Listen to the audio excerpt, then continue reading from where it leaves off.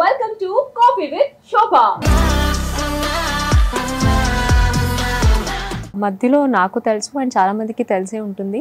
ఒక అంటే ఫ్యామిలీతో ఏదైతే ఈ యాక్సిడెంట్ పేరెంట్స్ ఇదంతా ఇన్సిడెంట్ జరిగిన తర్వాత కోమాకి వెళ్ళావు.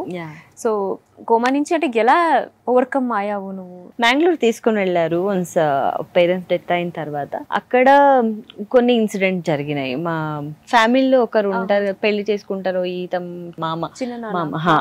సో తనను అప్పటి నుంచి నన్ను అడిగేవారంట పేరెంట్స్ ఉన్నప్పుడు 10th నుంచి పెళ్లి చేసుకోమని అడిగేవారు. బట్ తన ఏజ్ 34, అప్పుడు నాకు 14 or 15. సో అలా అప్పుడు నాన్నతో అడిగేవారంట. బట్ నాన్న నీకు ఇవ్వడానికి ఎంత, నా పాపని నేను ఏదైనా చంపేస్తాను సో ఇవ్వను అని అది ఒకటి ఉండిపోయింది. సో వన్స్ పేరెంట్స్ డెత్ అయిన తర్వాత మళ్ళీ నన్ను బెంగళూరు తీసుకుని వెళ్ళారు. అక్కడ వేలూన్షా హాస్పిటల్లో ఆల్మోస్ట్ 32 days అక్కడే ఉన్నా. వన్స్ కోమా నుంచి బయటకు వచ్చిన తర్వాత అక్కడ ఇంట్లోనే ఉండాల్సి వచ్చింది. సో తన నుంచి నేను చాలా ఫేస్ చేశాను అనమాట. ద మెయిన్ నేను బయటకు వచ్చి నా లైఫ్ లీడ్ చేయడానికి ఒక పాజిటివ్ ఒక నెగిటివ్ అంటే తనే కాబట్టి. సో ఎక్కడెక్కడో టచ్ చేయడము, బట్ బాడీలో స్వాధీనం లేదు నాకు. పడుకుంటే నాకు ఫేస్లో మాత్రం తెలుస్తుంది, కానీ ఆ కోమ నుంచి బయటకు వచ్చేంత వరకు మనం శవగానే ఉంటాం కదా, బాడీలో ఏం పని చేయదు. అట్లీస్ట్ ఎవరో వచ్చి మన దగ్గర ఏదో చేస్తున్న తెలుస్తుంది, అట్లీస్ట్ ఆ చేతిని వచ్చి ఇలా అనడానికి కూడా నాకు శక్తి లేదు.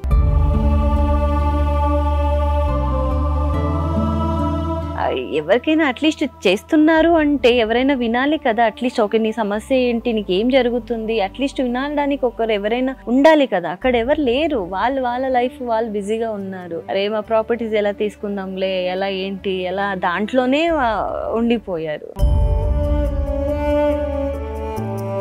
అది ఇంకెప్పుడు నేను కొంచెం నాకు నడవడానికి స్టార్ట్ చేశాను, అప్పుడు థింక్ చేశాను నేను కొంచెం ఓకే ఇది కావాలని నాకు ఎలాగైనా వెళ్ళిపోవాలి నేను. వన్స్ నాకు ఎప్పుడు నడవడానికి తెలిసిందో నాకు, దెన్ కొన్ని డేస్ అక్కడే నుండి ఎవరికి చెప్పకుండా ఇంటి నుంచి వచ్చేసాను.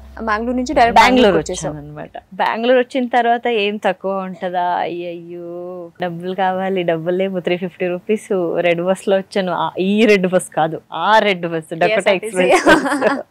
సో అక్కడి నుంచి వచ్చి అట్లీస్ట్ మిడిల్ నైట్ లో రీచ్ అయ్యాను అనమాట. 12:30 రీచ్ అయ్యాను. బస్ లేవు ఎక్కడికి వెళ్ళడానికి. యశ్వంతపూర్ లో ఒక తెలిసినది పీజీ ఉండింది, అక్కడికి వెళ్ళాలంటే డబ్బులు కావాలి. అది కూడా 350 rupees దొంగతనం చేసుకుని వచ్చా ఇంటి నుంచి. అక్కడ వచ్చిన తర్వాత ఇప్పుడు నాకు 5-6 rupees అయినా ఉంది. ఇప్పుడు నేను ఆటోలో వెళ్తానంటే డబ్బులు అడుగుతారు, అంటే 1.5 అడుగుతారు. 5 o'clock BMTC బస్ స్టార్ట్ అవుతుంది. అప్పటి వరకు వెయిట్ చేయాలి. వెయిట్ చేయాలంటే ఏం చేయాలి, బస్ స్టాండ్ లో కూర్చోవాలి. యు నో వెరీ వెల్ మన Majestic bus stand, super bus stand. అప్పుడు తెలియదు ఏది కూడా. అరే నువ్వు 200 rupees వస్తావంటే సరే అన్న నేను వస్తా అనేదాన్ని. తర్వాత వాళ్ళ లుక్ అన్న నేను రాను అని, అక్కడ షాప్స్ అన్ని ఉంటాయి కదా, 24 hours ఓపెన్ కదా అక్కడ. సో అక్కడ పక్కన వెళ్ళి కూర్చోదాన్ని నేను. అలా టైం గడిపి 5 o'clock BMTC బస్ ఉంది, 6 rupees. అక్కడి నుంచి అక్కడికి వెళ్ళి అక్కడ ఒక ఫ్రెండ్ ఉన్నారు, వాళ్ళతో ఏదో చిన్న వేసుకున్నది ఒక చైన్ ఉండింది, అది గిరిమి. సో దాంట్లో ఫ్లడ్ చేసేసి అది కూడా యూ బిలీవ్ ఆర్ నాట్, ఆ చిన్న గోల్డ్ చైన్ కి నాకు అది కూడా మోసం చేశారు. 500 rupees తీసుకున్నారు అసలు. అంటే నాకు పెట్టి ఎంత డబ్బులు తీసుకోవాలనేది కూడా నాకు తెలియదు. ఇప్పుడు అది కూడా మోసం, అది కూడా పోయింది. సో ఈ ఇన్సిడెంట్ అన్ని జరిగిన తర్వాత ఒక బేబీని అయితే నువ్వు అడాప్ట్ చేసుకున్నావు. చాలా సంవత్సరం నీతోనే ఉంది కదా.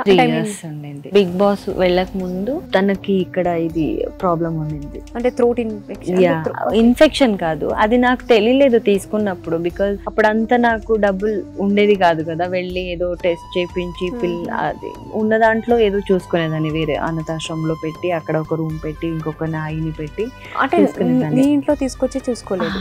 ఎలా నేనే తిరుగుతూ ఉంటాయి ఇంకా ఎక్కడ చూసుకుంటానని అక్కడ ఒకరిని పెట్టేదాన్ని. సో A to Z నాదే ఉండేది. తర్వాత డైరెక్ట్ ఇక్కడ నుంచి ఓపెన్ అయ్యి సగం ఊపిరి బయటకు వచ్చేది, సగము ఇలా వచ్చేది. ఇలా తనకి ఏదైనా నార్మల్ గా చిన్న హోల్ ఉండేది ఇక్కడ.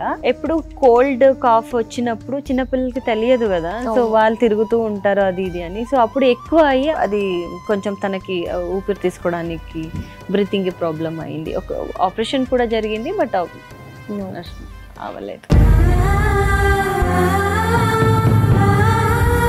నాదే మిస్టేక్ అనుకుంటా. బికాజ్ నాకు అంత పెద్ద హాస్పిటల్కి వెళ్ళి చూపించి అంత పెద్ద ఆపరేషన్ చేయడానికి మేబీ నాకు అవ్వలేదేమో, మైట్ బి నాదే రాంగ్ ఉంటుంది. చాలా వరకు ఫేస్ చేసావు ఐ నో కీర్తి, అండ్ నేనే కాదు చాలా మందికి కూడా తెలుసు కీర్తి గురించి ఏంటో అనేసి. సో ఇవన్నీ ఫేస్ చేసిన తర్వాత లైఫ్ అనేది చాలా వరకు చేంజెస్ చూసే ఉంటావు. సో కాబట్టి ఎప్పుడు అంతే ఇలాగే హ్యాపీగా ఉండు, బికాజ్ ఏది జరిగినా మంచిదికే, ఎవ్రీథింగ్ హ్యాపెన్స్ రీజన్. మేబీ అవన్నీ అవ్వడం వల్ల మేబీ ఇప్పుడు బాగా ఉన్నావు లైఫ్ లో. అండ్ ఎస్ అంతే చెప్పగలను, బికాజ్ ప్రతి ఒక్కరికి ఎలా చెప్తారో ఇన్స్పిరేషన్ అనేది యు ఆర్ స్ట్రాంగ్. నిజంగా యూఆర్ టూ స్ట్రాంగ్. అండ్ నా క్వశ్చన్ అయితే చాలా వరకు అడిగాను, చాలా వరకు ఆన్సర్ చెప్పావు. Thank you so much. Suman టీవీలో మీ పర్సనల్ అండ్ బిజినెస్ ప్రమోషన్స్ కోసం కింది నెంబర్ కి కాంటాక్ట్ చేయండి.